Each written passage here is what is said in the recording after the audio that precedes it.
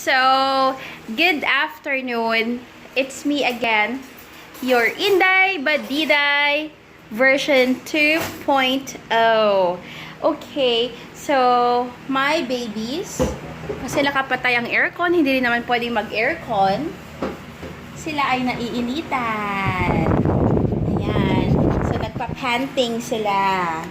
Okay, wawa naman na babies namin. So, one way para hindi mainitan ng babies is to give them an ice. Like this. Ice. Okay? Kagat-kagatin nila yan.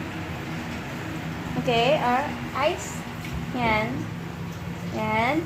And then, you put their ice dito sa water nila because they would really appreciate it. Like that. Yung water nila. Yan. So, yan. Okay? Favorite nila. Okay. And then, sige. Go. Ayan. So, na-appreciate ni EMPOY. Come on. Ayan. So, na-appreciate ni EMPOY yan. Same din kay TASHIA. Where's your eyes, baby, Oh, very good. Bite na bite niya na yung ice. Kasi sobrang mainit ang panahon. And then, pag hindi pa po pwede, then, meron silang towel dito. Ready na towel. Then, basahin nyo lang. Kahit nakaligo lang nila. Just to make sure. Kasi syempre, hindi rin naman pwedeng mag-aircon lang buong araw, buong gabi. Diba? Kasi that's going to be bigti pag panahon na ng magbabayad. Okay, my mother is washing the dishes. Pero kami ay wala. Grabe, wala tayong ginawa. TASHIA first.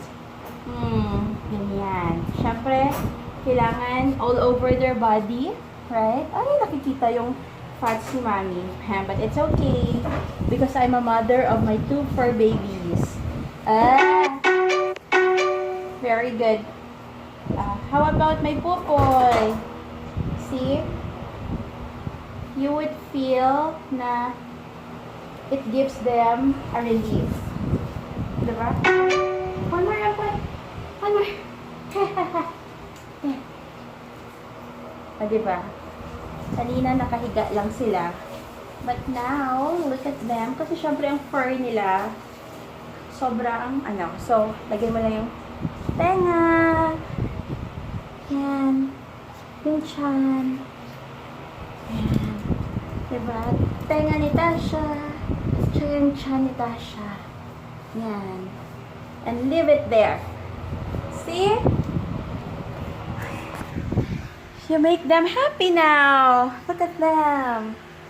Are you happy and relieved? Happy the babies? Yes. Yay! Say thank you to Mommy. Say thank you. Okay, that's it. Yan ang way to overcome heat stroke for dogs. Okay. So, kasi ako, not all the time kami nag-aircon kasi syempre, last time, yung bill namin is 8,000. So, I have to be creative.